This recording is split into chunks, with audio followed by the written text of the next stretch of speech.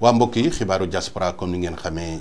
chaque samedi sur Jolof TV muy information yu gën a fës ci doomi Sénégal yi nga xam ne ñoo nekk ci bitim réew ñu koy réaliser en collaboration avec Yokk Rajo tey nag mbokk yi dañu dem ba France nag la fa xew wax dëgg yàlla muy xew-xew bu métti boo xam ne doomu sénégalais muy jigéen waaw moom ak doomam bu am 5 ans moom ndaw si mu ngi am 30 ans wax dëgg yàlla moom la police fekk ci biir néegam ñoom ñaar ñëpp ñu gaañu waaw ci biir ci seen kawlal muy information boo xam ne wax dëgg yàlla journaux yu bëri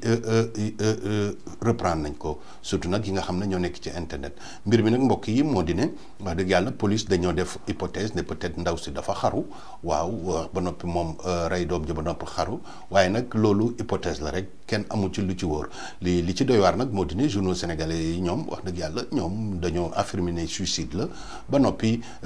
dem ne ndaw si Bibichon la tudd Bibichon moom du tur xanaa li gënoon rafet rek mooy ñu gëstu xam ndaw soosu nan la tudd fan la jógee ak wax dëgg yàlla xaar enquête yi pour mu déterminer cause de mort bi wax dëgg yàlla muy mbir mu doy waar wax dëgg yàlla li ñuy mujj di ko jàmbat toujours fii ci Jolof TV loolu ñuy wax traitement de l'information sur la diaspora wax dëgg yàlla war nañ cay def liggéey bu gën a xóot mbokk yi waaw xanaa mbokk yi ñu dellu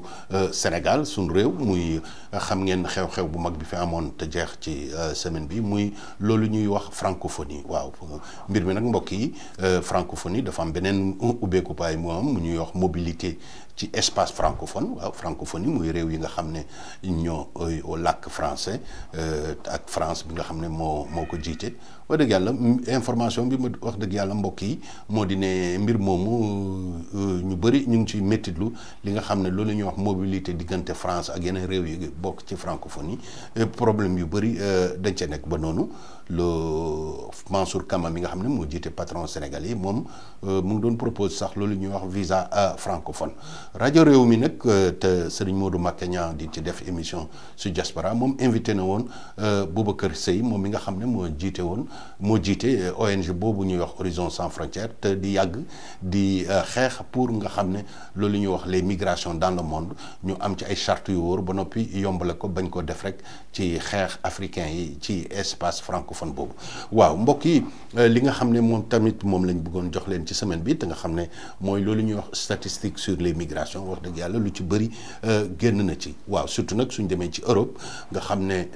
information bi ci génn moo di ne Allemagne mooy nekk réew mi nga xam ne en 2012 moom moo gën a accueillir ay immigrés toll nañ ci 400 000 personnes soo Royaume-Uni topp ci muy 286 000 France topp ci 259 000 ba noppi Italie tamit nekk 4e position ak 258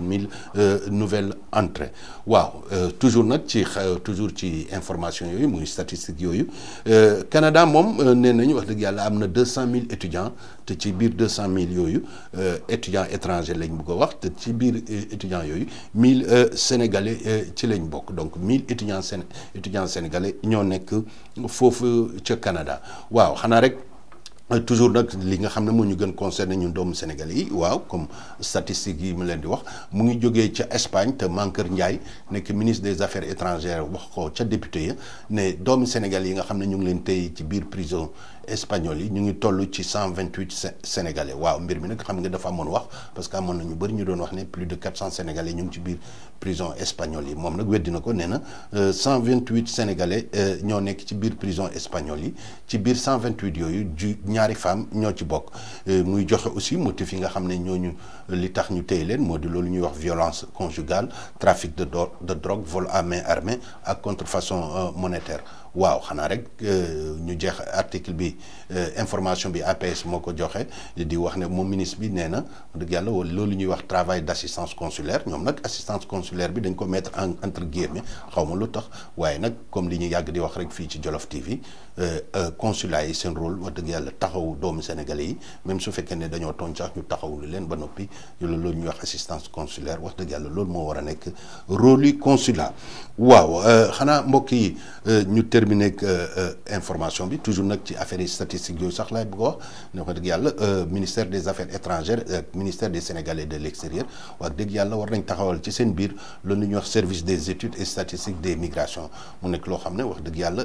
réew yi nga xam ne nekk nañ fii ci Europe ñu ngi koy dox bu baax parce que fii am na ay bureau d'études yoo xam ne li ñu xam ci Sénégalais yi gouvernement du Sénégal sax xamu ko te information yi nag war na yéeg ba foofu ca réew ma ndaxte plus ñu gën a xam doomu Sénégalais yi jiite leen ak gérer leen day gën a yomb mbokk yi donc comme ni mu ko waxee dañuy terminer ak émission bi nga xam ne dañuy terminer ak information bi nga xam ne fii ci Jolof TV ñu ngi ciy liggéey muy wax dëgg yàlla format bu bees bi waxoon naa leen ko ci émission bële passé waaye aussi mbokk yi ñu ngi bëgg a doxal benn émission boo xam ne Diaspora Connection lañ ko tuddee di jéem a jokkal leen doomu Sénégal yi nga xam ne ñoo nekk ci bitim réew yëpp ñuy jokkalante ci biir site bi ci biir di def émission boo xam ne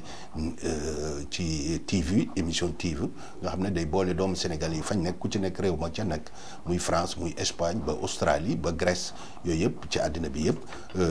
Diaspora Connection loolu moo ko jógloo pour que ñu gën a xamante ñu gën a weccante xalaat wax dëgg yàlla kon nag mbokk yi waaw lii moo nekkoon donc tey seen xibaaru diaspora di leen jox rendez-vous donc chaque samedi sur Jolof TV jërëjëf ba beneen yoon.